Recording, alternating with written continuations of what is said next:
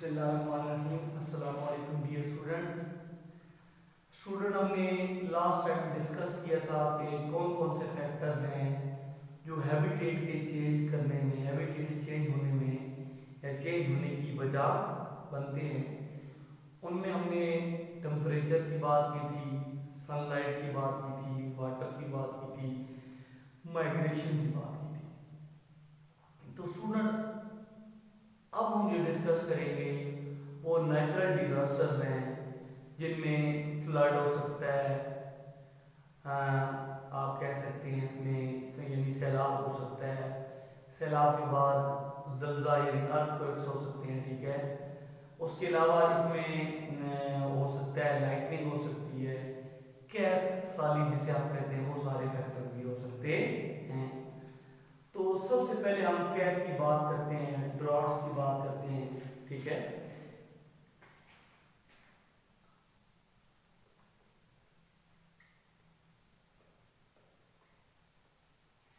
ये लफ्ज कैप साली है, ठीक है।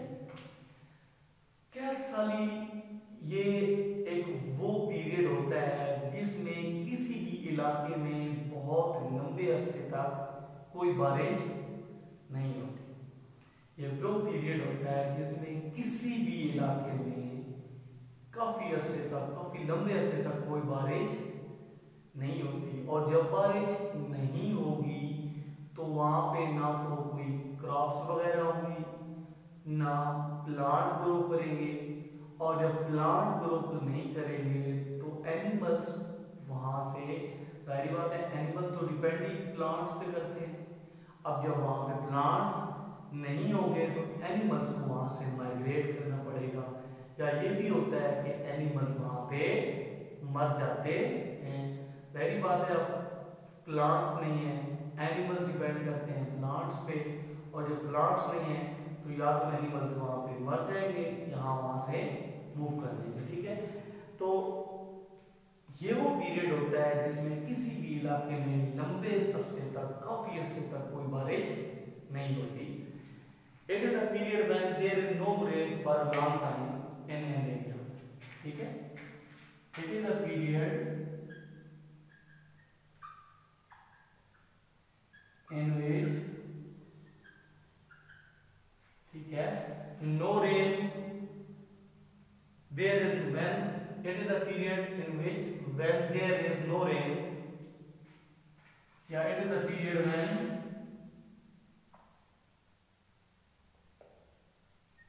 there is no rain for a long time in an area, for a long time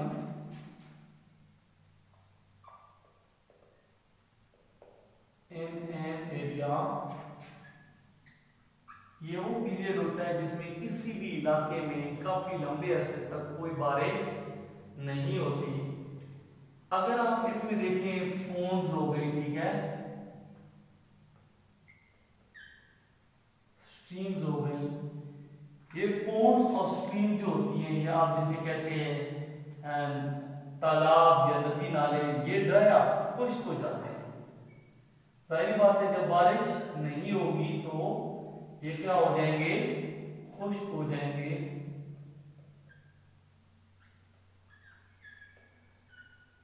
जब लंबे अरसे तक बारिश नहीं होती तो ये खुश्क हो जाते हैं, पोन्स हो गया, स्ट्रीम्स हो गए, ठीक है, तालाब, नदी नाले, ये खुश्क हो जाएंगे, ठीक है।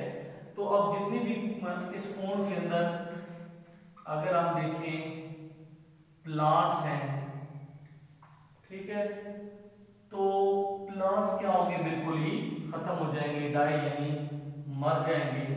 अगर हम एनिमल्स की बात करते हैं, ठीक है, तो एनिमल्स या तो डाई मर जाएंगे और क्या कर जाएंगे, माइग्रेट कर जाएंगे किसी और इलाके में।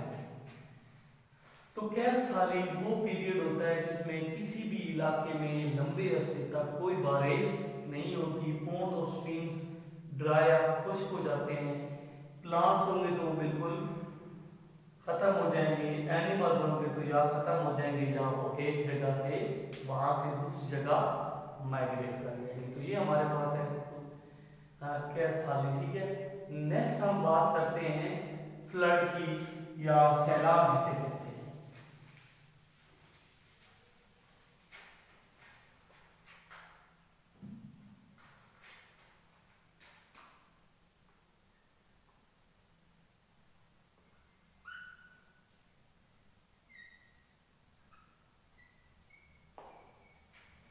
सैलाब क्या है? किसी भी एरिया में लंबे अरसे तक बारिशें हों तो अब जाहिर बात है पानी ज्यादा हो जाता है, और ज्यादा जब पानी होता है तो उससे सैलाब आ जाता है।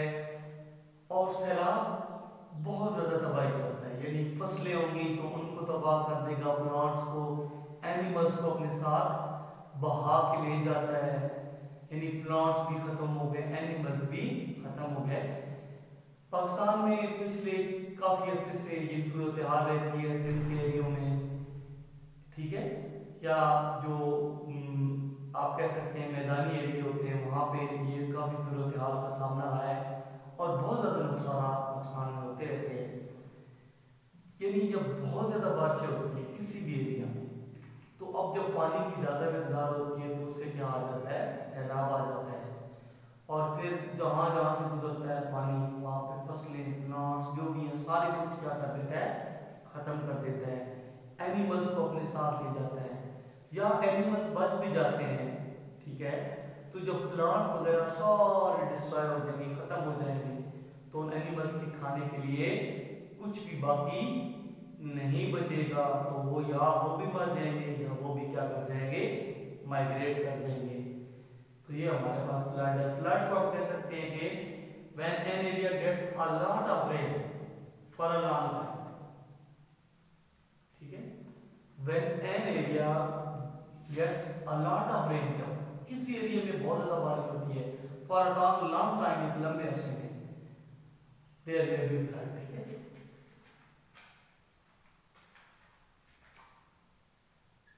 when an area get a lot of rain for a long time, जब किसी एरिया में एक लंबे अरसे तक बहुत ज्यादा बारिश होती है तो क्या होता है, देयर में बी फ्लड, तो उसमें सैलाब आ सकता है, ठीक है। तो प्लांट एनिमल इसमें होंगे, ठीक है। अगर आप देखिए प्लांट्स को तो बिल्कुल क्या हो जाएंगे, डाई यानी मर जाएंगे। एनिमल्स की बात करते हैं, एनिमल्स भी यहाँ पे मर जाएंगे, और जो बच जाएंगे, जब प्लांट्स वगैरह नहीं होंगे तो वो वहां से क्या कर जाएंगे, माइग्रेट कर जाएंगे। तो ये हमारे पास फ्लड है। नेक्स्ट हम बात करते हैं लाइटनिंग।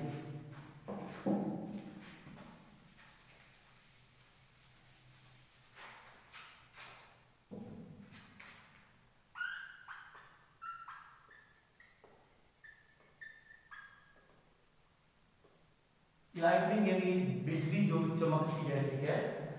आप देखिए कि जब लाइटनिंग स्ट्राइक करती है ट्री में, किसी भी जंगल में, अब कोई जंगल है, ठीक है, वहां पे जो दरख्त है, जब लाइटनिंग उसके ऊपर आके स्ट्राइक करती है, उसके ऊपर आके टकराती है, तो वहां पे आग लग जाती है।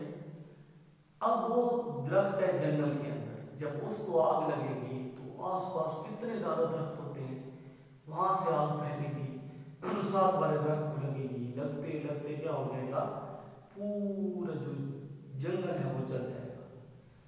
तो लाइटनिंग जब स्ट्राइक करती है फॉरेस्ट में किसी भी ट्री के ऊपर, तो वो किस चीज का बायस बनती है, फॉरेस्ट फायर का, जंगल में जो आग लग जाती है उसका बायस बनती है। अब जब आग लग जाएगी तो प्लांट सारे क्या हो जाएंगे, खत्म हो जाएंगे, एनिमल जितने होंगे वहां पे वो भी सारे खत्म हो जाएंगे। अब आप हालिया कुछ ऐसा पहले आप देखें, ऑस्ट्रेलिया में आग लगी थी, लाइटनिंग से मे भी नहीं थी, लेकिन अब किसी एरिया में आग लगी, उससे कितना ज्यादा नुकसान हुआ, लाखों की तादाद में प्लांट्स तो गए ही गए, एनिमल्स भी लाखों की तादाद में वहां पे खत्म हो गए। तो क्या होता है कि लाइटनिंग जब किसी दरख्त के ऊपर आके टकराएगी, वो जंगल में है, उसको आग लगेगी, उसको आग लगने के साथ साथ फिर आग पूरे जंगल में फैल जाएगी, फॉरेस्ट फायर बन जाएगी, तो उसे एनिमल्स और प्लांट्स डाई कर देंगे। ठीक है, अब ये जो लाइटनिंग है स्ट्राइक करती है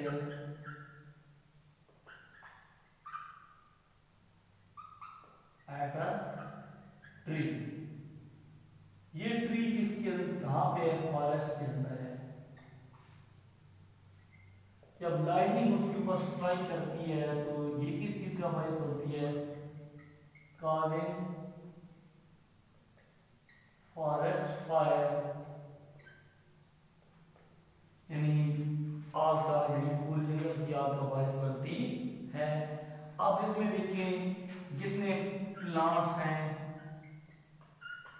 वो क्या हो जाते हैं, बर्न अप, एनिमल्स होंगे वो भी क्या होंगे, बर्न अप, सारे जल जाएंगे, और जो बच जाएंगे वो फिर क्या करेंगे, माइग्रेट करेंगे। तो ये था हमारे पास लाइटनिंग। सबसे लास्ट हम बात करते हैं अर्थक्वेक्स की।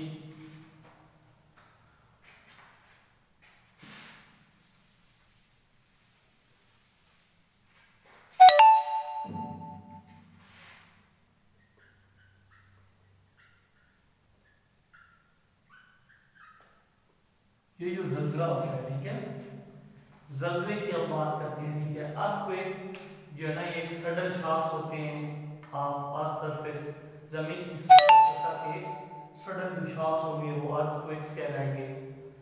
अब देखिए अर्थक्वेक्स में मैं बात करता हूँ जलजले की।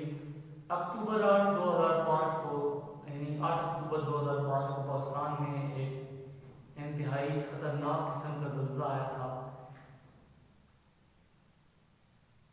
जिसमें शहर तबाह हो गए, यानी बहुत ज्यादा लोग मरे उसमें, एनिमल्स खत्म हुए, प्लांट्स खत्म हुए।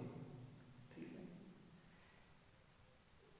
8 अक्टूबर 2005 को शदीद किस्म का जलजला था पाकिस्तान में, और उसमें काफी ज्यादा लोग जानों से गए, लोगों के साथ साथ प्लांट्स भी और एनिमल्स भी बिल्कुल ही क्या हो गए, खत्म हो गए।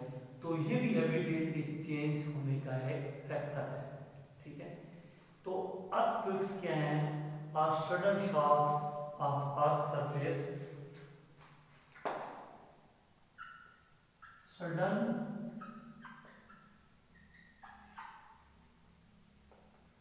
Shocks of earth surface, earth surface के जो सडन शॉक्स होते हैं उन्हें अर्थक्वेक से भी जलजला कहते हैं। हम मैंने बताया 8 अक्टूबर 2005 को पाकिस्तान में शदीद किस्म का जलजला आया था, इसमें 70,000 लोग अपनी जिंदगियों से गए, एनिमल्स, प्लांट्स, सारे। अब इससे क्या होता है, अगर हम देखें एनिमल्स की बात करें, प्लांट्स की बात करें, तो ये सारे क्या हो जाते हैं, डिस्ट्रॉयड, बिल्कुल तबाह हो जाते हैं, खत्म हो जाते हैं। ठीक है, तो ये भी जो आप कह सकते हैं हैबिटेट के चेंज होने का एक फैक्टर है। तो ये वो सारे फैक्टर थे जो हैबिटेट के चेंज होने की वजह बन